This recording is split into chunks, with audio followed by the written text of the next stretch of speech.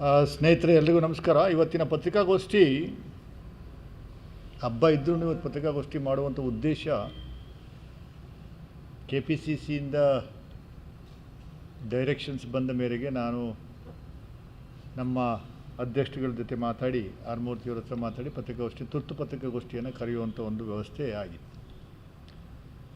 ಉದ್ದೇಶ ಇಷ್ಟೇ, 2-3 ವಿಚಾರಗಳನ್ನು ತಮ್ಮ ಮುಂದೆ ತಮ್ಮ ಮೂಲಕ ಜನಸಾಮಾನ್ಯರಿಗೆ ತಿಳಿಸಬೇಕು ಅನ್ನುವಂಥ ಉದ್ದೇಶದಿಂದ ಪತ್ರಿಕಾಗೋಷ್ಠಿಯನ್ನು ನಾವು ಕರೆದಿದ್ದೀವಿ. 3 ದಿವಸದಿಂದ ಪ್ರಮೋದಾದೇವಿಯವರು ಒಂದು ಪತ್ರಿಕಾಗೋಷ್ಠಿಯನ್ನು ಮಾಡಿ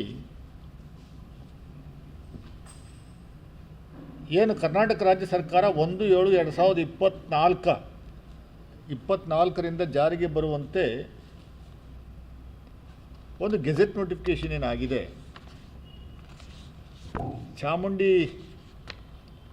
ಶ್ರೀ ಚಾಮುಂಡೇಶ್ವರಿ ದೇವಿ ಕ್ಷೇತ್ರ ಅಭಿವೃದ್ಧಿ ಪ್ರಾಧಿಕಾರ ರಚನೆ ಮಾಡಿ ಅದು 1/7/2024ರಿಂದ ಜಾರಿಗೆ ಬರುವಂತೆ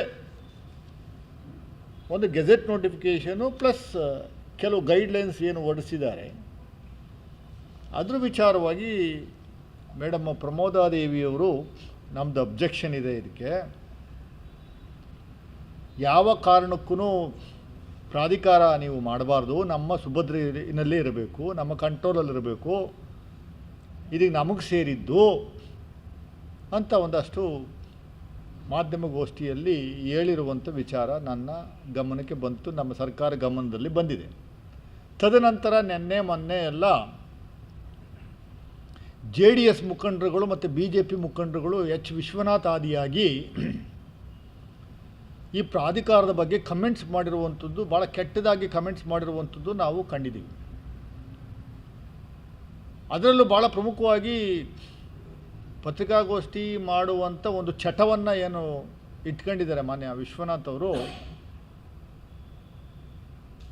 ಯಾವಾಗಲೂ ಆಧಾರ ರಹಿತ ಆರೋಪಗಳನ್ನು ಬೇರೆಯವ್ರ ಮೇಲೆ ಮಾಡುವಂಥ ಒಂದು ಚಾಳಿಯನ್ನು ಬೆಳೆಸ್ಕೊಂಡ್ರು. ಅದು ಪ್ರಮುಖವಾಗಿ ಮಾನ್ಯ ಮುಖ್ಯಮಂತ್ರಿಗಳು ಸಿದ್ದರಾಮಯ್ಯನವ್ರ ವಿರುದ್ಧ ಆಧಾರವೇ ಇಲ್ಲದೇ ಯಾರೋ ಹೇಳ್ಕೊಟ್ಟಿದ್ದನ್ನ ಫೋನಲ್ಲಿ ಯಾರ ಹತ್ರನೋ ಮಾತಾಡೋದು, ಅವ್ರ ಹತ್ರ ಮಾಹಿತಿ ತಗೊಂಡು ಮಾಧ್ಯಮದ ಮುಂದೆ ಹೇಳುವಂಥ ಒಂದು ಚಾಳಿಯನ್ನು ಇಟ್ಕೊಂಡಿದ್ದಾರೆ. ಅವರು ಒಂದು ವಾಕ್ಯವನ್ನು ಬಳಸಿದ್ದಾರೆ. ಸಿದ್ದರಾಮಯ್ಯನವರು ಯಾವಾಗ ಅಧಿಕಾರಕ್ಕೆ ಬಂದ್ರೂ ರಾಜ ಮನೆತನದವ್ರನ್ನ ಕೆಣಕುವಂಥ ಕೆಲಸವನ್ನು ಮಾಡಿ ಅವ್ರಿಗೆ ಹಿಂಸೆ ಕೊಡುವಂಥ ಕೆಲಸವನ್ನು ಮಾಡ್ತಾರೆ ಎನ್ನುವಂಥ ಒಂದು ವಾಕ್ಯವನ್ನು ಉಪಯೋಗಿಸಿರುವಂಥದ್ರ ವಿಚಾರದಲ್ಲಿ ನಾವು ನಮ್ಮ ಕಾಂಗ್ರೆಸ್ ಪಕ್ಷದಿಂದ we have a serious objection, we condemn. ಇಂಥ ಹೇಳಿಕೆಗಳನ್ನು ನಾವು ಕಾಂಗ್ರೆಸ್ ಪಕ್ಷದಿಂದ ಖಂಡಿಸ್ತೀವಿ. ವಿಶ್ವನಾಥ್ ಅವ್ರಿಗೆ ಗೊತ್ತಿಲ್ಲ ಅಂದರೆ ಒಂದಷ್ಟು ಮಾಹಿತಿನ ತಗೊಂಡು ಅಟ್ಲೀಸ್ಟ್ ಮಾಧ್ಯಮದವ್ರ ಹತ್ರ ಮಾಹಿತಿನ ಕೇಳಿ ಪಡೆದು ನಂತರ ಮಾತಾಡುವಂಥ ಕೆಲಸವನ್ನು ಮಾಡಬೇಕು ಅನ್ನುವಂಥದ್ದು ನಾವು ಅವರಿಗೆ ಎಚ್ಚರಿಕೆ ಮೂಲಕ ತಿಳಿ ಹೇಳುವಂಥದ್ದಕ್ಕೆ ಬಯಸ್ತೀವಿ. ಅರೆ ವಿಶ್ವನಾಥ್ ಅವರೇ, ನೀವು ಅರ್ಥ ಮಾಡ್ಕೊಳ್ಳಿ. GT ದೇವೇಗೌಡರೇ, ನೀವು ದಯಮಾಡಿ ಅರ್ಥ ಮಾಡ್ಕೊಳ್ಳಿ. ಯಾವ ಕಾರಣಕ್ಕೂ ಇದು ಸರ್ಕಾರ ಪ್ರಾಧಿಕಾರ ರಚನೆ ಮಾಡಬಾರ್ದು ಅಂತ ನೀವೊಂದು ಸ್ಟೇಟ್ಮೆಂಟ್ ಮಾಡಿದ್ದೀರಿ GT ದೇವೇಗೌಡರೇ. 2023ರಲ್ಲಿ 2022ರಲ್ಲಿ ಕಳೆದ 4-5 ವರ್ಷಗಳಿಂದ ನಿರಂತರವಾಗಿ ನೀವು ಮತ್ತು ಪ್ರತಾಪ್ ಸಿಂಹರವರು ಪ್ರಾಧಿಕಾರ ರಚನೆ ಆಗಬೇಕು ಅಂತ ಒತ್ತಾಯ ಮಾಡಿರುವಂಥದ್ದು, ಪತ್ರ ಕೊಟ್ಟಿರುವಂಥದ್ದು ದಾಖಲೆಗಳಿದ್ದಾವೆ ನಮ್ಮಲ್ಲಿ. ಚಾಮುಂಡಿ ಬೆಟ್ಟವನ್ನು ಉಳಿಸಬೇಕು, ಚಾಮುಂಡಿ ಬೆಟ್ಟದ ಅಧಿದೇವತೆಯನ್ನು ನಾವು ಸುರಕ್ಷಿತವಾಗಿ ಕಾಪಾಡಬೇಕು ಅನ್ನುವಂಥ ಹಿತದೃಷ್ಟಿಯಿಂದ ಪ್ರತ್ಯೇಕವಾಗಿ ಪ್ರಾಧಿಕಾರ ರಚನೆ ಆಗಬೇಕು ಅನ್ನುವಂಥದ್ದು ಮಾನ್ಯ ಮುಖ್ಯಮಂತ್ರಿಗಳಿಗೆ ನೀವೇ ಬರೆದಿರುವಂಥ ಪತ್ರ ಒತ್ತಾಯ ಮಾಡಿದ್ದೀರಿ. ಪ್ರಮೋದಾದೇವಿ ಅವರು ಪತ್ರಿಕಾಗೋಷ್ಠಿ ಮಾಡ್ತಾರೆ ಅಂದ ತಕ್ಷಣ ನೀವು ಉಲ್ಟಾ ಹೊಡೆದ್ಬಿಟ್ಟು ಅವ್ರಿಗೆ ಸಪೋರ್ಟ್ ಮಾಡುವಂಥ ಕೆಲಸವನ್ನು ಮಾಡುವಂಥದ್ದು ನಾಚಿಕೆ ಆಗಲ್ವಾ? ಒಬ್ಬ ಜನಪ್ರತಿನಿಧಿಯಾಗಿ ನಾಚಿಕೆ ಆಗಲ್ವೇನ್ರಿ ನಮ್ಮಳಿಗೆಲ್ಲ? ಗಂಟೆಗೊಂದು ಗಳಿಗ್ಗೆ ಒಂದು ಮಾತಾಡುವಂಥದ್ದಾದರೆ ಒಂದು ಅರ್ಥ ಮಾಡ್ಕೊಬೇಕು ದಯಮಾಡಿ. ಚಾಮುಂಡಿ ಬೆಟ್ಟ ಯಾರ ಕಂಟ್ರೋಲಲ್ಲಿದೆ? ಯಾರ್ದದು? ಎಂಟೈರ್ ಚಾಮುಂಡಿ ಬೆಟ್ಟ is under the control of forest department, revenue department, ಮುಜರಾಯಿ ಇಲಾಖೆ, ಮೂಡ, ಲೋಕಲ್ ಗ್ರಾಮ ಪಂಚಾಯತ್, ಟೂರಿಸಂ ಡಿಪಾರ್ಟ್ಮೆಂಟ್, ಇಷ್ಟು ಸರ್ಕಾರಿ ಇಲಾಖೆಗಳ ವ್ಯಾಪ್ತಿಗೆ ಎಂಟೈರ್ ಚಾಮುಂಡಿ ಬೆಟ್ಟ ಡಿವೈಡ್ ಆಗಿದೆ. ಎಲ್ಲಾದರೂ ಎಕ್ಸೆಪ್ಟ್ ಒಂದು ಹೋಟೆಲ್ ಮೇಲ್ಗಡೆ ಇರುವಂಥದ್ದು ಬಿಟ್ಟರೆ ಮಹಾರಾಜರದು ಯಾವುದು, ಅವ್ರದ್ದು ಅಂತ ಸ್ವಂತದ್ದು ಯಾವುದೂ ಇಲ್ಲ. ದೇವಸ್ಥಾನ ಮುಜರಾಯಿ ಇಲಾಖೆಗೆ ಬಂದು ಎಷ್ಟು ವರ್ಷಗಳಾದವು ಅಂತ ದಯಮಾಡಿ ತಿಳ್ಕೊಂಡು ಮಾತಾಡಿ. ಅಲ್ಲಿ ಪ್ರಾಧಿಕಾರ ರಚನೆ ಆಗೋದಕ್ಕಿಂತ ಮುಂಚೆ ಯಾರು ಅಂಡರಲ್ಲಿತ್ತು ದೇವಸ್ಥಾನ, ಬೆಟ್ಟ ಯಾರು ಅಂಡರಲ್ಲಿತ್ತು, ಯಾರು ಕಂಟ್ರೋಲಲ್ಲಿದೆ? ಸರ್ಕಾರ, ಸ್ಟೇಟ್ ಗೌರ್ಮೆಂಟ್ ಕಂಟ್ರೋಲಲ್ಲಿದೆ. ಸ್ಟೇಟ್ ಗೌರ್ಮೆಂಟ್ ಕಂಟ್ರೋಲಲ್ಲಿರುವುದರಿಂದನೇ ಪ್ರಸಾದ ಅನ್ನುವಂಥ ಒಂದು ಯೋಜನೆ, PRASAD pilgrimage rejuvenation and spiritual augmentation drive ಅಂತ PRASAD ಪ್ರಸಾದ್ ಅಂತ ಒಂದು ಯೋಜನೆಯನ್ನು ನರೇಂದ್ರ ಮೋದಿಯವರ ಗೌರ್ಮೆಂಟು ತಗೊಂಬಂತು 2015ರಲ್ಲಿ. 2020-21 ಇಸ್ವಿನಲ್ಲಿ ಆ ಪ್ರಸಾದ್ ಯೋಜನೆ ಅಡಿನಲ್ಲಿ ಚಾಮುಂಡಿ ಬೆಟ್ಟದ ಲಿರುವಂಥ ದೇವಸ್ಥಾನಗಳ ಜೀರ್ಣೋದ್ಧಾರಕ್ಕಾಗಿ ಕೇಂದ್ರ ಸರ್ಕಾರ ಕೊಟ್ಟಿರುವಂಥ ಹಣ 45.7 crore, 45.7 ಕೋಟಿ ಹಣವನ್ನು ರಿಲೀಸ್ ಮಾಡಿದ್ದಾರೆ. ಏನಕ್ಕೆ? ಚಾಮುಂಡಿ ಬೆಟ್ಟದ ಟೆಂಪಲ್ ಪ್ರಮೈಸಸ್ ಡೆವಲಪ್ ಮಾಡುವಂಥದ್ದಕ್ಕೆ 20.65 ಕೋಟಿ.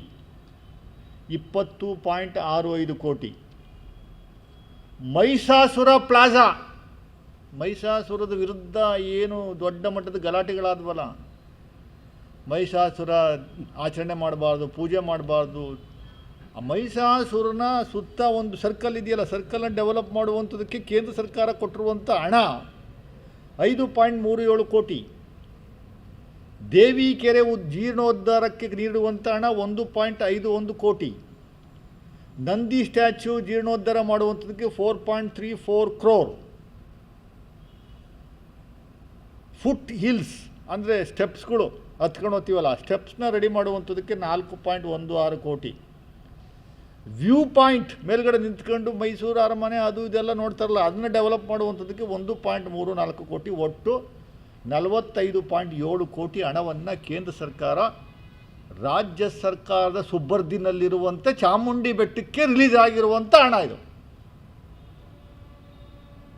BJPಯವರು ಯಾಕೆ ಮಾತಾಡ್ತಾಯಿಲ್ಲ? ಹಿಂದಿನ ಸಂಸದರು ಏನು ಲಬೋ ಅಂತ ಬಡ್ಕತ್ತಿದ್ರಲ್ಲ, ಪ್ರಸಾದ್ ಯೋಜನೆ ತಗೊಂಬಂದಿದ್ದು ನಾನೇ ಅಂತ. ಇಡೀ ದೇಶಾದ್ಯಂತ ತಂದಿರುವಂಥ ಯೋಜನೆ ಇದು ಒಂದಲ್ಲ. ಎಲ್ಲೆಲ್ಲಿ ದೇವಸ್ಥಾನಗಳಿದ್ದಾವೆ, ಎಲ್ಲೆಲ್ಲಿ ಸರ್ಕಾರದ ಸೌಮ್ಯದ ದೇವಸ್ಥಾನಗಳಿದ್ದಾವೆ, ಅಲ್ಲಿ ಉದ್ಧಾರ ಮಾಡುವಂಥದ್ದು, ಜೀರ್ಣೋದ್ಧಾರ ಮಾಡುವಂಥದ್ದು ತಂದಿರುವಂಥ ಯೋಜನೆಗಳು.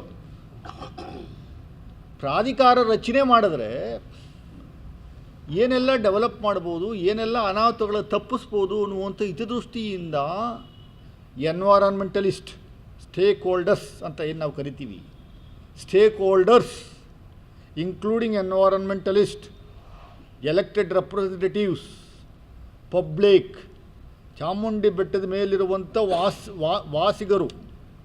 ವಾಸದಲ್ಲಿರುವಂಥವರು ಅವರೆಲ್ಲರೂ ಪತ್ರವನ್ನು ಬರೆದ ಹಿನ್ನೆಲೆಯಲ್ಲಿ ರಾಜ್ಯ ಸರ್ಕಾರ, ಮಾನ್ಯ ಮುಖ್ಯಮಂತ್ರಿಗಳು ಸಿದ್ದರಾಮಯ್ಯನವರ ನೇತೃತ್ವದ ರಾಜ್ಯ ಸರ್ಕಾರ ಚಾಮುಂಡಿ ಬೆಟ್ಟ ಉಳಿಸ್ಬೇಕು, ಚಾಮುಂಡಿ ದೇವಸ್ಥಾನವನ್ನು ಇಂಟರ್ನ್ಯಾಷನಲ್ ಲೆವೆಲಲ್ಲಿ ಕೊಂಡೊಯ್ಯಬೇಕು, ಮೂಲ ಸೌಕರ್ಯಗಳನ್ನು ಒದಗಿಸ್ಕೊಡಬೇಕು ಅನ್ನುವಂಥ ಹಿತದೃಷ್ಟಿಯಿಂದ ಪ್ರಾಧಿಕಾರವನ್ನು ರಚನೆ ಮಾಡಿರುವಂಥದ್ದು.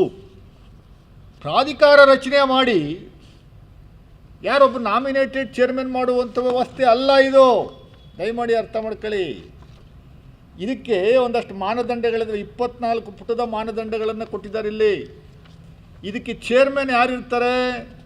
ಮಾನ್ಯ ಮುಖ್ಯಮಂತ್ರಿಗಳೇ ಚೇರ್ಮನ್ನು, ಅಧ್ಯಕ್ಷರು, ಪ್ರಾಧಿಕಾರದ ಅಧ್ಯಕ್ಷರು ಮುಖ್ಯಮಂತ್ರಿಗಳು, ಹಿಂದೂ ಧಾರ್ಮಿಕ ಸಂಸ್ಥೆಗಳು ಮತ್ತು ಧರ್ಮದಾಯ ದತ್ತಿಗಳ ಇಲಾಖೆಯ ಮಂತ್ರಿ, ಮುಜರಾಯಿ ಇಲಾಖೆಯ ಮಂತ್ರಿ ಉಪಾಧ್ಯಕ್ಷರು, ಜಿಲ್ಲಾ ಉಸ್ತುವಾರಿ ಮಂತ್ರಿ ಉಪಾಧ್ಯಕ್ಷರು, ಪ್ರವಾಸೋದ್ಯಮ ಮಂತ್ರಿ ಉಪಾಧ್ಯಕ್ಷರು, ಮೈಸೂರು ಮಹಾರಾಜರ ರಾಜರ ವಂಶಸ್ಥದ ಕಾನೂನುಬದ್ಧ ವಂಶಸ್ಥರು ಅಥವಾ ಅವರ ಪ್ರತಿನಿಧಿ ಶಾಶ್ವತ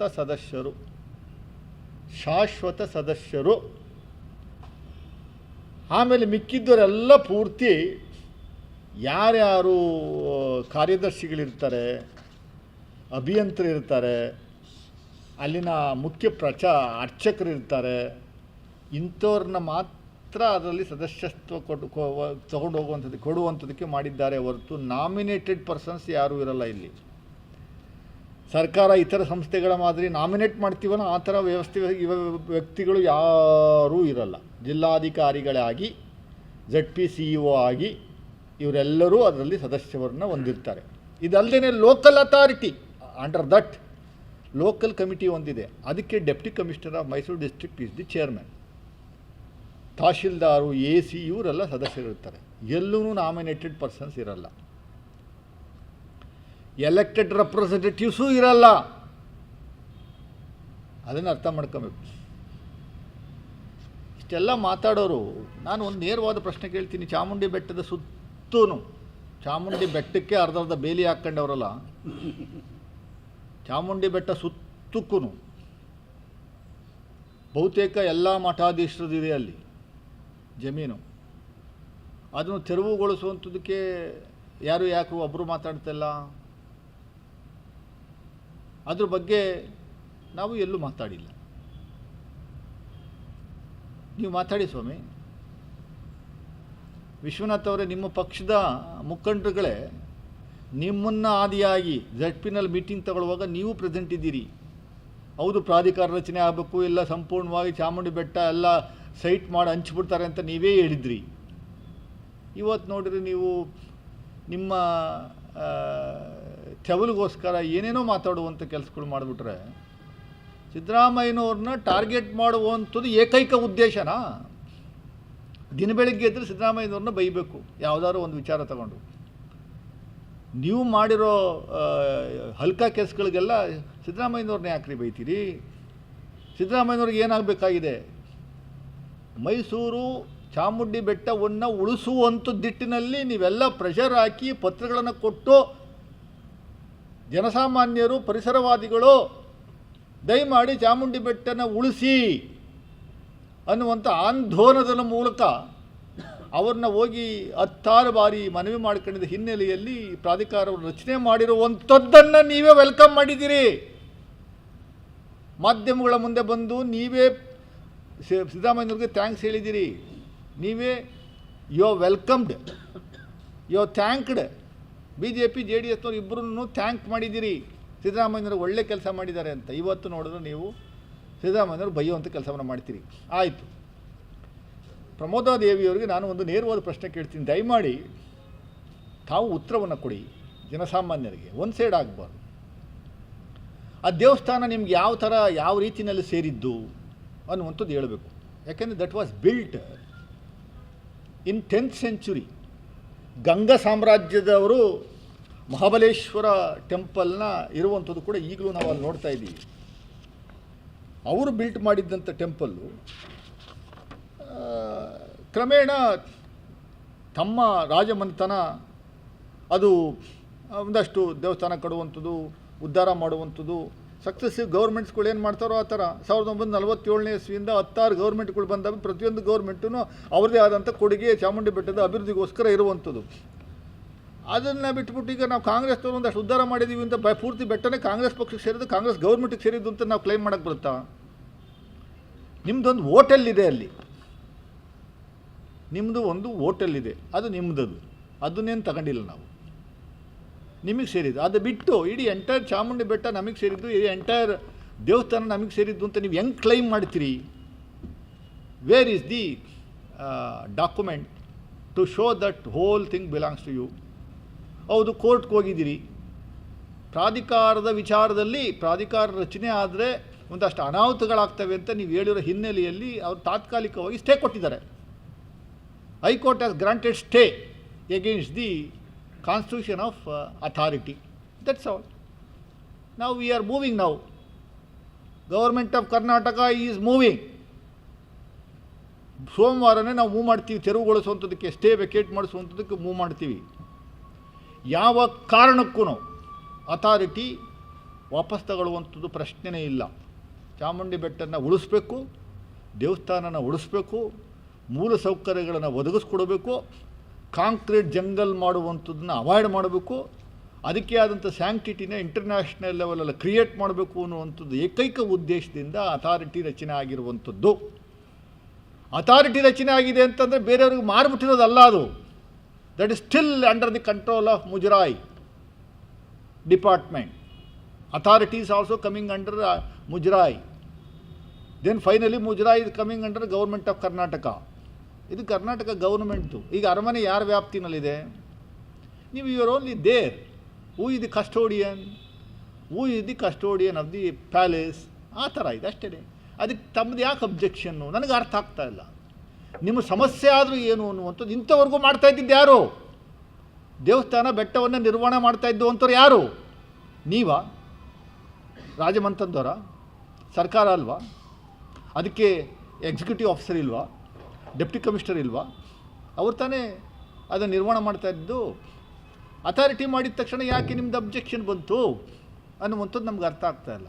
ಬಿ ಜೆ ಪಿಯವ್ರು ಯಾಕೆ ಗೋಸುಂಬಿತನದ ನಾಟಕ ಆಡ್ತಾ ಇದ್ದಾರೆ? Why are you making dramas?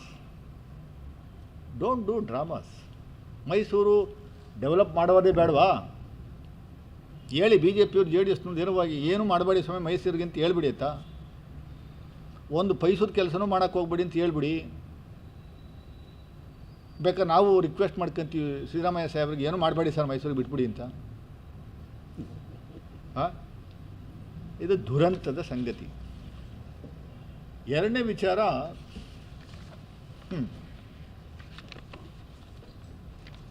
ನಾವು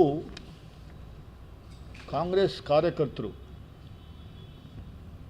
ಬಹಳ ತಾಳ್ಮೆಯಿಂದ ಬಿ ಜೆ ಪಿ ಮತ್ತು ಜೆ ಡಿ ಎಸ್ನವರು ಸಿದ್ದರಾಮಯ್ಯನವ್ರನ್ನ ಬೈತಾ ಇರುವಂಥದ್ದು ವಿಚಾರದಲ್ಲಿ, ಸುಖ ಸುಮ್ಮನೆ ಆಪಾದನೆ ಮಾಡುವಂಥ ವಿಚಾರದಲ್ಲಿ ಬಹಳ ತಾಳ್ಮೆಯಿಂದ ನಾವು ಸಹಿಸ್ಕೊಂಡಿದ್ದೀವಿ. ಯಾರೋ ಮೊನ್ನೆ ಗೆದ್ದಿರೋ ಒಬ್ಬ ವ್ಯಕ್ತಿ, ಆ ಶ್ರೀವತ್ಸ ಅನ್ನೋನು, ಸಿದ್ದರಾಮಯ್ಯನವ್ರ ಬಗ್ಗೆ ಸಿದ್ದರಾಮಯ್ಯನವ್ರ ಮುಂದ್ಗಡೆ ನಿಂತ್ಕೊಳ್ಳೋಕ್ಕೆ ಎದುರ್ಕೊಂತಿರೋಂಥ ವ್ಯಕ್ತಿ ಡೆಲ್ಲಿನಲ್ಲಿ ಅರವಿಂದ್ ಕೇಜ್ರಿವಾಲ್ ಡೈಲಲ್ಲಿ ಒಳಗಡೆ ಎದ್ಕೊಂಡು ಅಧಿಕಾರ ಚೀಫ್ ಮಿನಿಸ್ಟರ್ಶಿಪ್ ಮಿನಿಸ್ಟರ್ಶಿಪ್ ಮಾಡ್ತಾರಲ್ಲ, ಆ ಥರ ಮಾಡುವಂಥ ಪರಿಸ್ಥಿತಿ ಕರ್ನಾಟಕಕ್ಕೆ ಸಿದ್ದರಾಮಯ್ಯವ್ರಿಗೆ ಬರುತ್ತೆ ಅಂತ ಹೇಳುವಂಥ ಹೇಳ್ತಾ ಇರುವಂಥದ್ದು ಇದೆಯಲ್ಲ, ಬಹಳ ತಾಳ್ಮೆಯಿಂದ ಇದ್ದೀವಿ ನಾವು. ನಿನಗೆ ತಾಕತ್ತಿದ್ದರೆ, ನಿಮಗೆ ಗಟ್ಸಿದ್ರೆ, ನೀವು ನಿಜವಾಗ್ಲೂ ನಿಮ್ಮ ವಂಶಸ್ಥರಿಗೆ ನೀವು ಹುಟ್ಟಿದ್ರೆ, ನಾನು ಇದನ್ನು ಪದ ಯೂಸ್ ಮಾಡಬಾರ್ದು, ಹುಟ್ಟಿದ್ರೆ ನೀವು ಮಾಡಿ ತೋರಿಸಿ, ಹಾಕಿ ಮತ್ತು ಸಿದ್ದರಾಮಯ್ಯವ್ರನ್ನ ಒಳಗಡೆ ಜೈಲಿಗೆ ನೋಡೋಣ. ಹಾಕ್ಸ್ರಿ ಶ್ರೀವತ್ಸ, ನೀನು ಹಾಕ್ಸು ನೋಡೋಣ. ನಿನಗೆ ಕಾಮನ್ ಸೆನ್ಸ್ ಇದ್ದರೆ, ಗಟ್ಸ್ ಇದ್ದರೆ ಮಾಡಿ ತೋರಿಸು. ಅರವಿಂದ್ ಕೇಜ್ರಿವಾಲ್ ರೀತಿಯಲ್ಲಿ ಸಿದ್ದರಾಮಯ್ಯವ್ರನ್ನ ಮಾಡಿ ತೋರಿಸು ನೋಡೋಣ. ಏನು 14 ಸೈಟು ಏನು ನಿಮ್ಮ ಅಪ್ಪನ ಮನೆ ಆಸ್ತಿನ? ಅದು ಬಿ ಜೆ ಪಿಯವರು ಜೆ ಡಿ ಎಸ್ನವ್ರ ಆಸ್ತಿನ ಬರ್ಸ್ಕೊಂಡಿರೋದು. ಅವರ ಆಸ್ತಿನ ಇಲ್ಲಿಗಲಾಗಿ ಮೂಡ ತೆಗೆದುಕೊಂಡಿರೋದುವಾಗಿ ಪರಿಹಾರ ಕೊಟ್ಟಿರುವಂಥದ್ದನ್ನ ನೀವು ಇಡೀ ರಾಜ್ಯಾದ್ಯಂತ ಸುಳ್ಳು ಹೇಳ್ಕೊಂತಿರ್ತೀರ. ನಾಚಿಕೆ ಆಗಲ್ವ ನೀವು? ಅದು ಬಿ ಜೆ ಪಿ ಸರ್ಕಾರದಲ್ಲಿ ನೀವೇ ಕೊಟ್ಟಂಥದ್ದು. ಬಾಯಿಗೆ ಬಂದಂಗೆಲ್ಲ ಬೈತೀಯಾ? ಬಾಯಿಗೆ ಬಂದಂಗೆಲ್ಲ ಮಾತಾಡ್ತೀಯಾ? ಯಾರು ಬೇಕಾದರೂ ಮಾತಾಡುವಂಥ ಪರಿಸ್ಥಿತಿ ನಿರ್ಮಾಣ ಮಾಡ್ಕೊಂಡಿದ್ದೀರಾ. 45 ವರ್ಷದಿಂದ ಒಬ್ಬನು ಉಸಿರು ಸಿದ್ದರಾಮಯ್ಯವ್ರ ಬಗ್ಗೆ ಮಾತಾಡಬೇಕು ಅಂದರೆ 100 ಸರಿ ಯೋಚನೆ ಮಾಡುವಂಥ ಒಂದು ವ್ಯವಸ್ಥೆ ಇದ್ದಿದ್ದು, ಇವತ್ತು ನಾಯಿ ನರಿಗಳೆಲ್ಲ ಮಾತಾಡ್ತಾವೆ. ನಾಯಿ ನರಿಗಳು ಸಿದ್ದರಾಮಯ್ಯವ್ರ ಬಗ್ಗೆ, ನಾಯಿ ನರಿಗಳೆಲ್ಲ ಬೀದಿನಲ್ಲಿ ಆದಿನಲ್ಲಿ ಬಾಯಿಗೆ ಬಂದಲ್ಲಿ ಏಕವಚನದಲ್ಲಿ ಸಂಭವಿಸುವಂಥ ಕೆಲಸನ ಸಿದ್ದರಾಮಯ್ಯ ಸುಮ್ಮನವರೇ ಅಂತನಾ? ನಿಮ್ಮ ಯೋಗ್ಯತೆ ಇದ್ದರೆ ಸಿದ್ದರಾಮಯ್ಯ ತಪ್ಪೇಲ್ಲಿ ಮಾಡಿದ್ದಾರೆ ಎನ್ನುವಂಥದ್ದು ಒಂದೇ ಒಂದು ಪೀಸ್ ಆಫ್ ರೆಕಾರ್ಡ್ನ ಯಾವುದಾದ್ರು ದಾಖಲೆಗಳನ್ನ ಪ್ರದರ್ಶನ ಮಾಡಿರಿ. ಅದು ಬಿಟ್ಬಿಟ್ಟು ರಾಜಕೀಯ ಮಾಡುವಂಥದ್ದು ಒಂದೇ ದೃಷ್ಟಿನಲ್ಲಿ ನೀವು ಬಾಯಿಗೆ ಬಂದಂಗೆಲ್ಲ ಮಾತಾಡುವಂಥ ವ್ಯವಸ್ಥೆ. ಟ್ರೋಲು ನನ್ನ ಮಕ್ಕಳು ಯಾರು ಅಂತಲೇ ಗೊತ್ತಿಲ್ಲ. ಯಾವ ಟ್ರೋಲ್ ಮಾಡೋರು? ಬಿ ಜೆ ಪಿಗೆ ಹುಟ್ಟಿದವ್ರಂಗೆ ಟ್ರೋಲ್ ಮಾಡೋದು, ಏನೇನೋ ಬಾಯಿಗೆ ಬಂದಂಗೆಲ್ಲ ಟ್ರೋಲಿಂಗು. ವ್ಯವಸ್ಥೆ ಬೇಡವಾ? ಒಂದು ಬಾಯಿಗೆ ಬಂದಂಗೆಲ್ಲ ಟ್ರೋಲಿಂಗು. 14 ಸೈಟು ಸಿದ್ದರಾಮಯ್ಯ ಸಾಹೇಬ್ರ ಭಾಷಣದಲ್ಲಿ ನಮ್ಮ ಮನೆಯವರು ಯಾವತ್ತೂ ಹೊರಗಡೆ ಬಂದಿದ್ದವರಲ್ಲ ಅನ್ನುವಂಥದ್ದು ಟ್ರೋಲಿಂಗು. ಯಾವುದ್ರಲ್ಲಿ ಹೊಡಿಬೇಕು ಇವ್ರಿಗೆ? ಯಾವ ಜೋಡು ತಗೊಂಡು, ಹಳೆ ಜೋಡು ತಗೊಂಡು ಹೊಡಿಬೇಕು ಟ್ರೋಲ್ನವ್ರಿಗೆ. ತಿಳ್ಕೊಂಡು ಟ್ರೋಲ್ ಮಾಡಬೇಕು. ಸುಮ್ಮನೆ ನಿನ್ನ ತೆವಲ್ಗೋಸ್ಕರ ಟ್ರೋಲ್ ಮಾಡುವಂಥದ್ದು ಇದೆಯಲ್ಲ, ಅದು ನಿಮ್ಮ ತಂದೆ ತಾಯಿಗೆ ನಿಮ್ಮ ಅಕ್ಕ ತಂಗಿದ್ದಿರಿಗೆ ಮಾಡ್ದಂಗೆ ಸಮ. ಅದು ಅರ್ಥ ಮಾಡ್ಕೊಬೇಕು. ಸುಳ್ಳನ್ನ ಟ್ರೋಲ್ ಮಾಡುವಂಥದ್ದು ಅದು. ಆ ಟ್ರೋಲ್ನವ್ರಿಗೆ ನಾನು ಎಚ್ಚರಿಕೆ ಕೊಡ್ತಾಯಿದ್ದೀನಿ. ಟ್ರೋಲ್ ಮಾಡಿದ್ರೆ ಏನೂ ಆಗಲ್ಲ, ಯಾರು ಏನು ಕೇಳಲ್ಲ ಅನ್ನುವಂಥ ವ್ಯವಸ್ಥೆ ಇರೋದ್ರಿಂದ ನೀವು ಆ ಥರ ಮಾಡ್ತಾಯಿದ್ದೀರಾ? ಸೈಬರ್ ಕ್ರೈಮ್ ಕಂಪ್ಲೇಂಟ್ ಕೊಡ್ತೀವಿ ನಾವು, ಸುಮ್ಮನೆ ಕೂರಲ್ಲ. 3ನೇ ಪಾಯಿಂಟು, ತುಂಗಭದ್ರಾ ಡ್ಯಾಮ್ ಒಂದು ಕ್ರಿಸ್ಟ್ ಗೇಟು. ಅದಕ್ಕೇನು ಆರ್ ಅಶೋಕ್, ವಿಜಯೇಂದ್ರ ದೌಡಾಯಿಸ್ಬಿಟ್ರು. ಕಾಂಗ್ರೆಸ್ಸೇ ಕಾರಣ ಅಂತೆ. ಕ್ರಿಸ್ಟ್ ಗೇಟು ಕಿತ್ತೋಗಿದ್ದಕ್ಕೆ ಕಾಂಗ್ರೆಸ್ನವರೇ ಕಾರಣ ಅಂತ. ಮಳೆ ಜಾಸ್ತಿ ಉಯ್ದಿದ್ದಕ್ಕೆ ಕಾಂಗ್ರೆಸ್ನವರೇ ಕಾರಣ ಅಂತ. KRS ಡ್ಯಾಮ್ ತುಂಬಿರೋದಕ್ಕೂ ಕಾಂಗ್ರೆಸ್ನವ್ರು ಕಾರಣ ಅಂತ ಹೇಳಿ, BJP ಅವ್ರ ಮನೆಯಲ್ಲಿ ಯಾರನ್ನ ಸತ್ತರೆ ಕಾಂಗ್ರೆಸ್ನವರೇ ಕಾರಣ, ಯಾರನ್ನ ಹುಟ್ಟಿದ್ರು ಕಾಂಗ್ರೆಸ್ನವ್ರ ಕಾರಣ ಅಂತ ಹೇಳಿಬಿಡಿಯತ್ತಾ? ನಿಮ್ಮ ಮನೆಗಳಲ್ಲಿ ಹುಟ್ಟಿದ್ರು ಕಾಂಗ್ರೆಸ್ನವ್ರ ಕಾರಣ ಅಂತ ದಯಮಾಡಿ ಓಪನ್ ಡಿಕ್ಲೇರ್ ಮಾಡ್ಕೊಳ್ಳಿ. ಕ್ರಸ್ಟ್ ಗೇಟ್ ಅಂದರೆ ಏನು, ಸ್ಲೂಸ್ ಗೇಟ್ ಅಂದರೆ ಏನು ಅಂತ ಡಿಫ್ರೆನ್ಸ್ ಗೊತ್ತಿರೋಲ್ಲ ಗೇಟ್ ಬಗ್ಗೆ ಮಾತಾಡ್ತಾರೆ. ನಾನು I am A civil engineer, ನಾನು ಓದಿದ್ದೀನಿ. ಗೇಟ್ ಅಂದರೆ ಏನು ಅನ್ನೋಂಥದ್ದು ಓದಿದ್ದೀನಿ, ಡ್ಯಾಮ್ ಅಂದರೆ ಏನು ಅನ್ನೋಂಥದ್ದು ಓದಿದ್ದೀನಿ. ನೀರು ಹೆಂಗೋಗುತ್ತೆ, ಯಾವ ಥರ ಕಂಟ್ರೋಲ್ ಮಾಡುತ್ತೆ, ಯಾವ ಥರ ಕಂಟ್ರೋಲ್ ಮಾಡಬೇಕು ಅನ್ನೋದ್ರ ಬಗ್ಗೆ ನನಗೆ ಅರಿವಿದೆ. ಅದರಿಂದ ನಾನು ನೇರವಾಗಿ ಮಾತಾಡ್ತಾ ಇದ್ದೀನಿ. ಡ್ಯಾಮೇ ಕೊಚ್ಚೋಯ್ತು ಅನ್ನೋ ರೀತಿಯಲ್ಲಿ ಬಿಂಬಿಸುವಂಥ ಕೆಲಸಗಳಾಗೋದು. 37 ಗೇಟ್ ಅವ್ರಿ. ಒಂದು ಗೇಟು ಬಾಗಿಲು ಥರ, ಅದು ಬಾಗಿಲು ಒಡೆದೋಯ್ತಪ್ಪ. ಏನು ಬಾಗಿಲು ಹೊಡೆದ್ರೆ ಮನೆ ಬಿದ್ದೋಯ್ತಾ? ನೀರು ಹೋಗೋಕ್ಕೆ ಬಾಗಿಲು ಓಪನ್ ಮಾಡ್ತೀವಲ್ವಾ, ಆ ಥರ ಪರ್ಮನೆಂಟಾಗಿ ಬಾಗಿಲು ಓಪನ್ ಆಗಿದೆ, ಹಾಕಕ್ಕೆ ಆಗ್ತಾ ಇಲ್ಲ. ಗೇಟ್ನ ಎತ್ತದಷ್ಟೇ, ಗೇಟ್ ಇಲ್ಲ. ಈಗ ಏನಾಯಿತು, ಸಮಸ್ಯೆ ಏನು? ಡ್ಯಾಮ್ ಯಾಕೆ ಕಿತ್ತೋಗ್ತದೆ? ನಾನು ಸಿಂಪಲ್ ಕಾಮನ್ ಸೆನ್ಸ್ ಇರುವಂಥ ಪ್ರಶ್ನೆ ನಾನು ಕೇಳ್ತಾ ಇದ್ದೀನಿ. ಬಾಗಿಲು ಮುರಿದೋದ ತಕ್ಷಣ ಮನೆ ಉದ್ರೋತದ? ಇಲ್ಲ ಕಳ್ಳರು ಬಂದ್ಬಿಡ್ತಾರಾ? ಸೆಕ್ಯೂರಿಟಿ ಹಾಕಿ. ನನ್ನ ವ್ಯೂನಲ್ಲಿ ನೀರು ಬಿಡುವಂಥ ಅವಶ್ಯಕತೆ ಇಲ್ಲ. ಒಂದು ಗೇಟಲ್ಲಿ ನೀರು ಹೋಗುವಂಥದ್ದು, ಮಿಕ್ಕಿದ್ದೆಲ್ಲ ಗೇಟ್ ಕ್ಲೋಸ್ ಮಾಡಿದ್ರು ಏನೂ ಸಮಸ್ಯೆ ಆಗ್ತಿರ್ಲಿಲ್ಲ. ಸೈಡ್ ವಾಲಿಂದನೇ ನೀರು ಹರ್ಕೊಂಡು ಹೋಗೋದು. ಗೇಟ್ ತೆಗೆದ್ರು ಸೈಡ್ ವಾಲ್ನ ಸವರ್ಸ್ಕೊಂಡೇ ನೀರು ಹೋಗೋದು.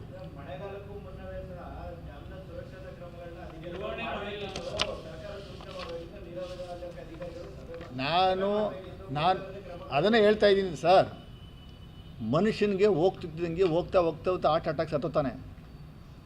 ಡಾಕ್ಟ್ರ್ ಹಿಡ್ಕೊಳಕ್ಕಾಗ್ತದೆ, ನೀನು ಯಾಕೆ ಹೇಳಲಿಲ್ಲ ನನಗೆ ಹಾರ್ಟ್ ಅಟ್ಯಾಕ್ ಆಗ್ತದೆ ಇವತ್ತು ಅಂತ ಯಾಕೆ ಹೇಳಲಿಲ್ಲ ಅಂತ ಹಿಡ್ಕೊಳಕ್ಕಾಗ್ತದ? 70 ವರ್ಷ KRSಗೆ 100 ವರ್ಷ ಆಯಿತು. ಗೇಟ್ಗಳು 114 ಗೇಟ್ಗಳಿವೆ. ಈಗ ಮೊನ್ನೆ ಒಂದಷ್ಟು ಎಲೆಕ್ಟ್ರೋಮ್ಯಾಗ್ನೆಟಿಕಲಿ ಕಂಟ್ರೋಲ್ ಮಾಡುವಂಥದ್ದು ಗೇಟ್ಗಳನ್ನ ಚೇಂಜ್ ಮಾಡಿರುವಂಥದ್ದು. ನೀರಿನ ರಭಸಕ್ಕೆ ಒಂದು ಗೇಟ್ ಕೊಂಡಿ ಮುರಿದೋಯ್ತು ಹೋಗಿದೆ ಅಷ್ಟೇ. Nothing will happen, nothing has happen.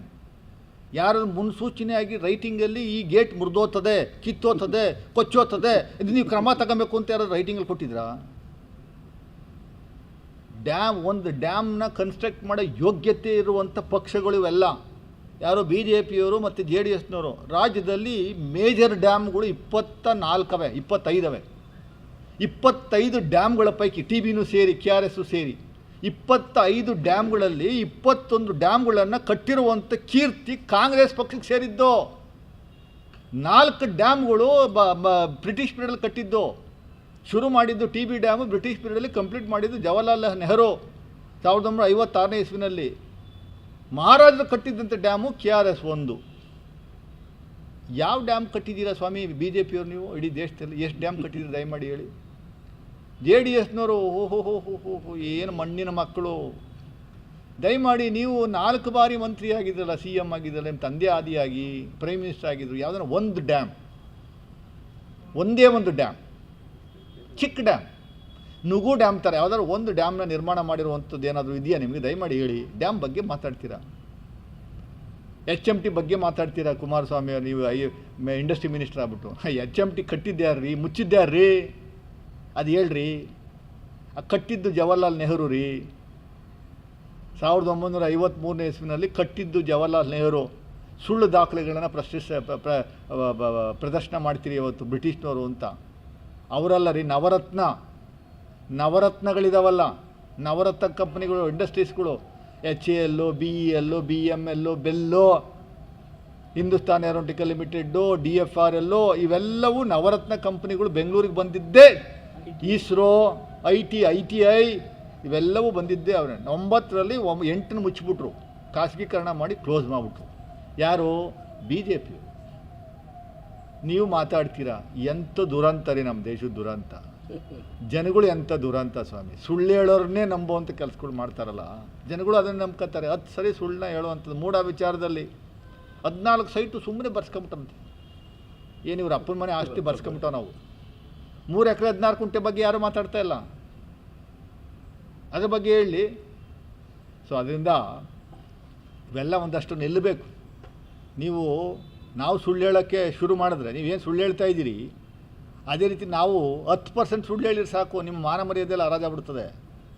ಬರೀ 10% ಸುಳ್ಳು ಹೇಳಿದ್ರೆ ಸಾಕು. ನಾವು ಸುಳ್ಳು ಹೇಳ್ತಾ ಇಲ್ಲ, ಮಾತಾಡ್ತಾ ಇಲ್ಲ ನಾವು, ಅಷ್ಟೇ. ದುರಂತ ಇದು. ಸತ್ಯ ಹೇಳ್ತಾ ಇದ್ದೀವಿ, ಆ ಸತ್ಯನೂ ಸರಿಯಾಗಿ ನಮಗೆ ಹೇಳೋಕ್ಕಾಗ್ತಾ ಇಲ್ಲ ಅನ್ನುವಂಥದ್ದೇ ನಮ್ಮಲ್ಲಿ ಕೊರಗು. ಅದರಿಂದ ಸೊ ದಯಮಾಡಿ ಸ್ವಲ್ಪ ಇರಿ, ಕಾಯಿರಿ. ನಾವೆಲ್ಲ ನಿಮ್ಮ ಸಮಸ್ಯೆ ಏನು ಅನ್ನುವಂಥದ್ದು ಹೇಳ್ತೀವಿ. ಆಮೇಲೆ ಮಾನ್ಯ 3 ದಿವಸದಿಂದ ಕೆಲವು ಪತ್ರಿಕೆಗಳಲ್ಲಿ ನಾನು ಗಮನಿಸಿದೆ, ಅಲಾಟ್ಮೆಂಟ್ ಪೇಪರ್ಸ್ ಸರ್ಕಾರ ಆದೇಶ ಆದ ಮೇಲೂ ಕೂಡ 500 ಅಲಾಟ್ಮೆಂಟ್ ಪೇಪರ್ಸು ಕಮಿಷನರ್ ತಗೊಂಡು ಹೊರಟೋಗ್ಯವ್ರೆ. 500 ಪ್ರಾಪರ್ಟಿ ರಿಜಿಸ್ಟ್ರೇಷನ್ ಆಗಿದೆ ಅಂತ ವಿಶ್ವನಾಥ್ ಅವರು ನಿನ್ನೆ ಮಾತಾಡಿದ್ದು ನಾನು ನೋಡಿದೆ. ಇದೆಲ್ಲ ಹಗರಣ ಆದ ಮೇಲೂ 500 ಸೈಟ್ ರಿಜಿಸ್ಟ್ರೇಷನ್ ಆಗಿದೆ ಅಂತ ನೀವು ಯಾವ ಬಾಯಿ ಇಟ್ಕೊಂಡು ಮಾತಾಡ್ತೀರ ನನಗೆ ಅರ್ಥ ಆಗ್ತಿಲ್ಲ. ಎಲ್ಲಾದರೂ ಒಂದು ದಾಖಲೆ ತೋರಿಸ್ರಿ, ಯಾವುದನ್ನ ಒಂದು ರಿಜಿಸ್ಟ್ರೇಷನ್ ಆಗಿರುವಂಥ ದಾಖಲೆ. ಯಾವನೋ RTI ಅನ್ನೋನು, ಅವನು ಯಾರೋ ಒಬ್ಬ ಮೂಡದಲ್ಲಿ ಎಂಪ್ಲಾಯಿ ಒಂದಷ್ಟು ಮಾಹಿತಿ ತಗೋತಾನೆ. ಏನು ಮಾಹಿತಿ ಅದು? 1ನೇ ತಾರೀಕು ಮೂಡ ಕಮಿಷನರು ದಿನೇಶ್ ಕುಮಾರ್ ಟ್ರಾನ್ಸ್ಫರ್ ಆಗ್ತಾರೆ. ಅವರು ಒಂದು 500 ಪೇಪರ್ನ ಅಲಾಟ್ಮೆಂಟ್ ಪೇಪರು ರಿಸೀವ್ ಮಾಡ್ಕೊಂಡವ್ರು. ಯಾಕೆ ರಿಸೀವ್ ಮಾಡ್ಕೊಂಡ್ರೆ ಗೊತ್ತಿಲ್ಲ, ತನಿಖೆನಲ್ಲಿ ಇದು ಮಾಡ್ತೀವಿ ನಾವು. 500 ಪೇಪರಲ್ಲಿ 28 ಅಲಾಟ್ಮೆಂಟ್ ಪೇಪರ್, ಬಾಂಡ್ ಪೇಪರ್ಗಳು ಮತ್ತೆ ಉಪಯೋಗಿಸ್ಕೊಂಡಿದ್ದಾರೆ. ಏನಕ್ಕೆ ಅಂತ ಗೊತ್ತಿಲ್ಲ. 478 ಪೇಪರ್ಸ್ನ ವಾಪಸ್ ಕೊಟ್ಟಿದ್ದಾರೆ. ರಿಸೀವಲ್ ಡೇಟು ಅವರು 3ನೇ ತಾರೀಕು ಅಂತ ಮೆನ್ಷನ್ ಮಾಡಿದ್ದಾರೆ.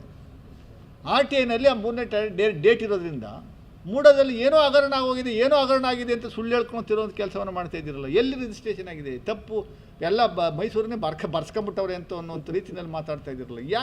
ನನಗೊಂದು ಅರ್ಥ ಆಗ್ತಾಯಿಲ್ಲ, ಹೆಂಗೆ ಇದು? ಸುಮ್ಮನೆ ಆರೋಪ ಮಾಡಬೇಕು, ಮಾಡ್ತಾ ಇದ್ದೀರಿ ಅಷ್ಟೇ. ಯಾಕಂದರೆ ಒಂದು ದಾಖಲೆಗಳಿದ್ದರೆ ಹೇಳುವಂಥ ಕೆಲಸವನ್ನು ಮಾಡಿ.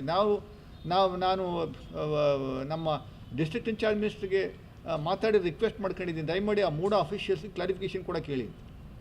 ಸುಮ್ಮನೆ ಮುಗುಮಾಗಿ ಕೂತ್ಕೊಳ್ಬೇಡ್ರಿ. ಮೂಡ ಅಫಿಷಿಯಲ್ಸ್ ಕಮಿಷನರಲ್ಲೂ ಅಧ್ಯಕ್ಷನ ಯಾರೋ ಇಬ್ಬರು ಕೂತ್ಕೊಂಡು ಕ್ಲಾರಿಫಿಕೇಷನ್ ಕೊಡುವಂಥ ಕೆಲಸ ಮಾಡಬೇಕು. ಸುಳ್ಳು ಹೇಳ್ಕೊಂಡು ತಿರುಗಾಡುವಂಥವ್ರಿಗೆಲ್ಲ ನೀವು ಹಂಗೆ ಸುಮ್ಮನೆ ಕೂತ್ಕೊಂಡ್ರೆ ಸುಳ್ಳೇ ನಿಜ ಆಗುವಂಥ ಕೆಲಸಗಳು ಆಗ್ತವೆ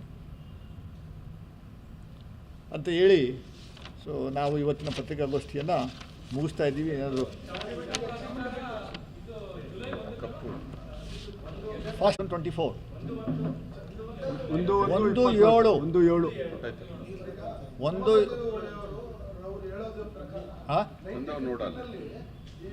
ಸರ್ಕಾರ ಮತ್ತೆ ರಾಜಮನೆತನದ ನಡುವೆ ಒಂದು ನೋಟಿಫಿಕೇಶನ್ ಆಗುತ್ತಲ್ಲ ಸರ್, ಅಲ್ಲಿ ಮೆನ್ಷನ್ ಆಗಿದೆ ಸರ್, ಚಾಮುಂಡಿ ಬೆಟ್ಟನು ನಮಗೆ ಸೇರಿದ್ದು ಅಂತ. ಆ ಮಹಾರಾಜರ ಪಟ್ಟಿಲಿ ಮತ್ತೆ ನಮ್ಮ ಪಟ್ಟಿಲಿ ಆ ಹೆಸರುಗಳಿದೆ. ಅದರಿಂದಾಗಿ ನಾವು ಕೋರ್ಟ್ ಮೊರೆ ಹೋಗಿದ್ವಿ. ನಮ್ದು ಕಾನೂನು ಬದ್ಧವಾಗಿದೆ. 1950ರಿಂದ ಯಾಕೆ ಅವ್ರು ಕ್ಲೈಮ್ ಮಾಡಿಲ್ಲ, ಈಗ ಯಾಕೆ ಕ್ಲೈಮ್ ಮಾಡ್ತಾ ಇದ್ದಾರೆ? 1950 ಆದಮೇಲೆ ಓಕೆ, ನೀವು ಹೇಳಿದ ಪ್ರಕಾರ, ಆ ಮೇಡಮ್ ಅವ್ರು ಹೇಳಿದ ಪ್ರಕಾರನೇ ಒಪ್ಕೊಳ್ಳೋಣ. 1950ಅಲ್ಲಿ ಒಂದು ಅಗ್ರಿಮೆಂಟು, ನಾವು ಅವರಿಗೆ ಪೂರ್ತಿ ಎಂಟರ್ ಎಲ್ಲ ಕಡೆಯೂ 546 ಸಂಸ್ಥಾನಗಳನ್ನು ರಾಜ್ಯ ಸರ್ಕಾರಗಳು, ಕೇಂದ್ರ ಸರ್ಕಾರ ಸುಬದ್ದಿಗೆ ತಗೊಳ್ಳುವಂಥ ಸಂದರ್ಭದಲ್ಲಿ ಒಂದು ಒಪ್ಪಂದ ಆಗಿದೆ. ಕೆಲವು ಪ್ರಾಪರ್ಟಿಗಳನ್ನು ಅವರಿಗೆ ರಾಜರಿಗೆ ಬಿಟ್ಟುಕೊಡಬೇಕು ಅನ್ನುವಂಥ ಒಂದು ಒಪ್ಪಂದ ಆಗಿದೆ. ಚಾಮುಂಡಿ ಬೆಟ್ಟನೂ ಆದಿಯಾಗಿ ಅಂತ ಹೇಳ್ತಾ ಇದ್ದೀರಲ್ವ ಸರ್. 1950 ನಂತರ ಇದು ಎಂಟೈರ್ ಚಾಮುಂಡಿ ಬೆಟ್ಟ maintained and managed by whom? Forest department. ಆಗ ಯಾಕೆ ನೀವು ಅಬ್ಜೆಕ್ಷನ್ ಹಾಕಲಿಲ್ಲ? ದೇವಸ್ಥಾನ ಅಲ್ಲ, ಒಂದು ನಿಮಿಷ, ದೇವಸ್ಥಾನ ಮುಜರಾಯಿ ಇಲಾಖೆ ಮೇಂಟೇನೇಜ್ ಮಾಡಬೇಕಾದ ಸಂದರ್ಭದಲ್ಲಿ ನೀವು ಅಬ್ಜೆಕ್ಷನ್ ಯಾಕೆ ಆಗಲಿಲ್ಲ? ನಿಮ್ದು ಅಲ್ವಲ್ಲ, 50ರಿಂದ ಸುಮ್ಮನೆ ಕೂತಿದ್ರಲ್ಲ, ಈಗ ಸಡನ್ನಾಗಿ ಯಾಕೆ ಅಬ್ಜೆಕ್ಷನ್ ಆಗ್ತಾಯಿದೆ?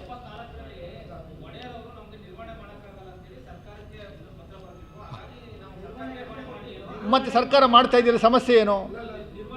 ನಿರ್ವಹಣೆ ಮಾತ್ರ ಕೊಡ್ತಾ ಇರೋದು, ಅಧಿಕಾರ ರಚನೆ ಘೋಷಣೆ ಆದ್ರೆ ಹಕ್ಕು ಮಾಲೀಕತ್ವ ಸರ್ಕಾರದ್ದಾಗುತ್ತೆ, ಹಂಗಾಗಿ ನಾವು ಅಬ್ಜೆಕ್ಷನ್ ಮಾಡ್ತಾ ಈಗಲೂ 1974ರಲ್ಲಿ ಅವತ್ತಿನ ಒಡೆಯರ್ ಅವರು ನಮಗೇನು ಆಗಲ್ಲ ಸ್ವಾಮಿ, ಇದು ವಾಪಸ್ ಕೊಡಬೇಕು, ವಾಪಸ್ ಕೊಡ್ತಾ ಇದ್ದೀವಿ ಅಂತ ಕೊಟ್ಟ ಮೇಲೆ ಅದು ಸರ್ಕಾರ ತಾನೇ ನಿರ್ವಹಣೆ ಮಾಡ್ತಿದ್ದು, ಸರ್ಕಾರ ತಾನೇ ನಿರ್ವಹಣೆ ಮಾಡ್ತಿದ್ದು. ಈಗ ಪ್ರಾಧಿಕಾರ ಇನ್ನೊಂದು ಗೌರ್ಮೆಂಟಿಗೆ ಮಾರಿಲ್ವಲ್ಲ ನಾವು. ಪ್ರಾಧಿಕಾರ is also coming under government of Karnataka. ಈಗ ಕೊಡಕ್ಕೆ ಬರೋದಿಲ್ಲ. 1974 ನಂತರ ಕೊಟ್ಟಾದ್ಮೇಲೆ ಹೆಂಗೆ ಕೊಡಕ್ಕೆ ವಾಪಸ್ ಬರುತ್ತೆ? ಕೋರ್ಟಲ್ಲಿ ಚಾಲೆಂಜ್ ಮಾಡ್ಕೊಳ್ಳಿ ಬಿಡಿ, ಕೋರ್ಟಲ್ಲಿ ಫೇಸ್ ಮಾಡ್ಕೊಳ್ಳೋಣ. ಈಗ ಜಾಸ್ತಿ ಆದಾಯ ಬರ್ತಾ ಇದೆ ಅನ್ನುವಂಥ ಏಕೈಕ ಉದ್ದೇಶದಿಂದ ನೀವು ವಾಪಸ್ ಕೊಡಿ ಅಂತ ಕೇಳಿದ್ರೆ ಕೊಡಕ್ಕೆ ಬರುತ್ತಾ? ಎಲ್ಲಾದರೂ ಉಂಟಾ ಸರ್? ಅದೇ ಜಾಸ್ತಿ ನಮ್ಮ ಸಂಪೂರ್ಣ ನಮ್ಮ ರೆಕಾರ್ಡ್ಸ್ ಅಲ್ಲಿ ಇದೆ. ಹಾಗಾಗಿ ನಾವು ಪ್ರಾಧಿಕಾರ ಅಂದ್ರೆ ಅದು ಸರ್ಕಾರದ ಸುಪರ್ದಿಗೆ ಹೋಗುತ್ತೆ. ಹಾಗಾಗಿ ನಾವು ಅದು ಪ್ರಾಧಿಕಾರ ಮಾಡ್ತಾರೆ ಸರಿಯಲ್ಲ ಸರ್. ನಾನು ಸಿಂಪಲ್ ಆಗಿ ಕೇಳ್ತಾ ಇದ್ದೀನಿ ಪ್ರಶ್ನೆನ. ಈಗ ಯಾರು ಸುಪರ್ದಿದಲ್ಲಿದೆ ಸರ್? ಸರ್ ಸುಮ್ಮನೆ ಒಂದು ನಿಮಿಷ ಪ್ರಶ್ನೆ. ಯಾವ ಕೇಸು? ಇಸ್ರಾಯೇಲ್ ಹಾಕಿರೋದ್ರಿಂದ ಇವ್ರು ಹಾಕಿರೋ ಕೇಸ್ ಏನಂತ ಹಾಕಿರೋದು? ವಿಚಾರವಾಗಿ ಅದು ಏನಾಗಿದೆ? ಯಾವುದೇ ಕೇಸು 10 ವರ್ಷಗಳ ನಿರಂತರವಾಗಿ ಹೋರಾಟಗಳು ನಡೆದಲ್ಲಿ ಅದೇನು ಒಂದು ಔಟ್ಕಮ್ ಬರಲಿಲ್ಲ ಅಂದರೆ automatically deem to be the property belongs to government ಅನ್ನುವಂಥದ್ದು ಒಂದು ಸುಪ್ರೀಂ ಕೋರ್ಟ್ ಆದೇಶ ಇದೆ, ಗೊತ್ತಾ? 2001 23 ವರ್ಷದ ನಂತರ ವಿಚಾರಣೆ ನಡೀತಾನೆ ಇದೆ ಅಂತ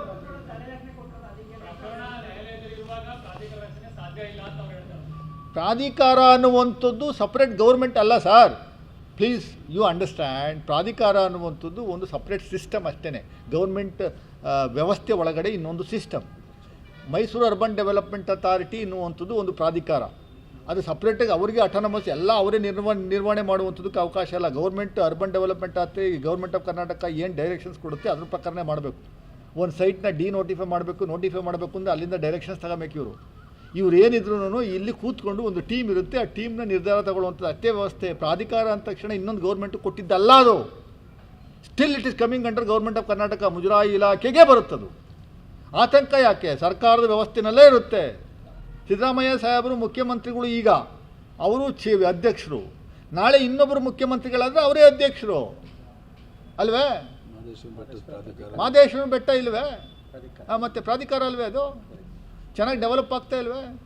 ಡೆವಲಪ್ ಆಗಿ ಜನಗಳಿಗೆ ಅನುಕೂಲ ಮಾಡಿಕೊಂಡು ನಿಟ್ಟಿನಲ್ಲಿ ಕೆಲಸ ಮಾಡ್ತಾ ಇರುವಂಥದ್ದಕ್ಕೆ ಯಾಕೆ ಅಬ್ಜೆಕ್ಷನ್ ಮಾಡ್ತಾ ಇದ್ದೀರಿ ಪ್ರಮೋದಾದೇವಿಯವರೇ? ಕೋರ್ಟಲ್ ಕೇಸ್ ಇರೋದ್ರಿಂದ ಆ ಸಂದರ್ಭದಲ್ಲಿ ಇದನ್ನ ಮಾಡೋದು ಸರಿಯಲ್ಲ ಅಂತ. ಕೋರ್ಟಲ್ಲಿ ಯಾವ ಕೇಸ್ ಇದೆ? ಕೋರ್ಟಲ್ಲಿ ಏನಾದರೂ ಅಬ್ಜೆಕ್ಷನ್ ಇದೆಯಾ? ಚಾಮುಂಡಿ ಬೆಟ್ಟ ಕರೆಕ್ಟು. ಪ್ರಾಧಿಕಾರ ಮಾಡಬಾರ್ದು. ಸೇರ್ಬೇಕಾ ಅಥವಾ ರಾಜಮನೆತನ ಸೇರ್ಬೇಕಾ ಅನ್ನೋ ವಿಚಾರಣೆ ಇವತ್ತು ಕೋರ್ಟಲ್ ಕೇಸ್ ಇದೆ. 1974ರಲ್ಲೇ ಆಟೋಮೆಟಿಕ್ಕಾಗಿ ನಮ್ಗೆ ಆಗಲ್ಲ ಸ್ವಾಮಿ ನಿಮಗೆ ತಗೊಳ್ಳಿ ಅಂತ ಒಂದು ಯಾವುದೋ ಒಂದು ಶಾಲೆನ, ಈಗ ಸಾಕಷ್ಟು ಪ್ರೈವೇಟ್ ಶಾಲೆಗಳಿದ್ದಾವೆ. ನಮ್ಮ ರಾಮಣ್ಣವ್ರದ್ದೊಂದು ಶಾಲೆ ಇದೆ, ನಮ್ಗೆ ಆಗಲ್ಲ ಅಂತ ಅರ್ಧ ವಾಪಸ್ ಕೊಟ್ಬಿಟ್ರು ಸರ್ಕಾರಕ್ಕೆ, ನೀವೇ ನಡೆಸ್ಕೊಳ್ಳಿ ಸ್ವಾಮಿ. ಇಲ್ಲ ನನಗೆ ವಾಪಸ್ ಕೊಡಿ ಅಂತ ಅವ್ರ ಮಗ ಹೋಗಿ ಕೇಳಕತ್ತದ. ಈಗ ಅವ್ರು ಹೇಳೋದು ನಿರ್ವಹಣೆಗಾಗಿ ಕೊಟ್ಟಿದ್ದೀವಿ, ಮಾಲೀಕತ್ವ ಕೊಟ್ಟಿಲ್ಲ ಅಂತ ಹೇಳ್ತಾರೆ. ಒಂದು ಸರಿ ಕೊಟ್ಟ ಮೇಲೆ ಮುಗೀತದು. ನಿರ್ವಹಣೆಗೋಸ್ಕರ ನಾವು ಇವಾಗ ಮಾಡ್ತಾ ಇರೋದು. ಮಾಲೀಕತ್ವ ನಾವು ಸಪ್ರೇಟಾಗಿ ಬರ್ಸ್ಕೊಂಡು ಪ್ರಾಧಿಕಾರ ಬರ್ಸ್ಕೊಂಡು ಸೈಟ್ ಮಾಡಿ ಹಂಚೋ ಕೆಲಸ ಮಾಡೋಕ್ಕೆ ಹೋಗ್ತಾ ಇಲ್ಲ. ನಿರ್ವಹಣೆನೇ ಮಾಡ್ತಾ ಇರೋದು. ನಿರ್ವಹಣೆ ಇನ್ನೊಂದು ಸಿಸ್ಟಮ್ ಮೂಲಕ ಮಾಡ್ತೀವಿ ಅಷ್ಟೇ.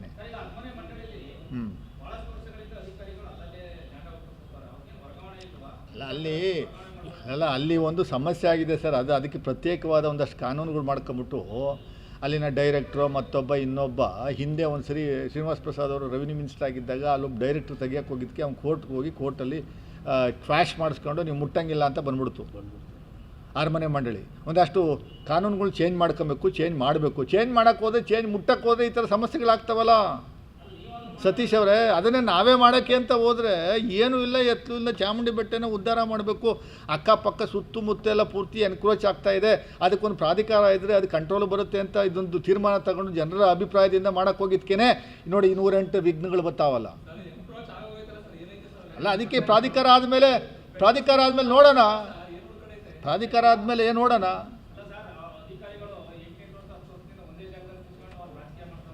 ಮಾಡ್ತಾವ್ರೆ. ಅದಕ್ಕೆ ಸಪ್ರೇಟ್ ಕಾನೂನು ತರಬೇಕು. ಒಂದಷ್ಟು ಕಾನೂನು ಅಲ್ಲ, ಅದಕ್ಕೇ ಸಪ್ರೇಟ್ ಕಾನೂನು ತರಬೇಕು. ಅದನ್ನು ನಾವು ಮಾತಾಡ್ತೀವಿ ಸಾಹೇಬ್ರ ಹತ್ರ, CM ಸಾಹೇಬ್ರ ಹತ್ರ.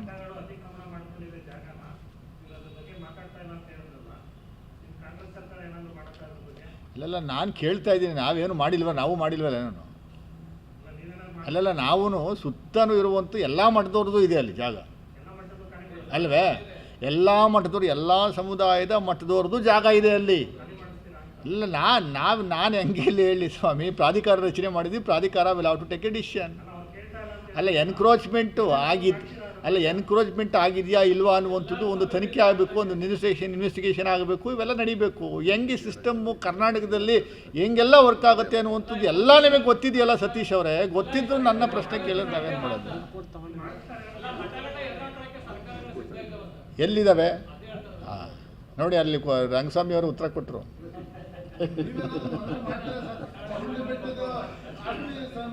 ಬಿಡಿ, ಅದು ಆಯ್ತಲ್ಲ, ಇನ್ನು ಹೇಳಿದ್ಮೇಲೆ ಇನ್ನೆಷ್ಟು ಸರಿ ಹೇಳ್ತೀವಿ ಅದನ್ನು. Thank you sir. Thank you.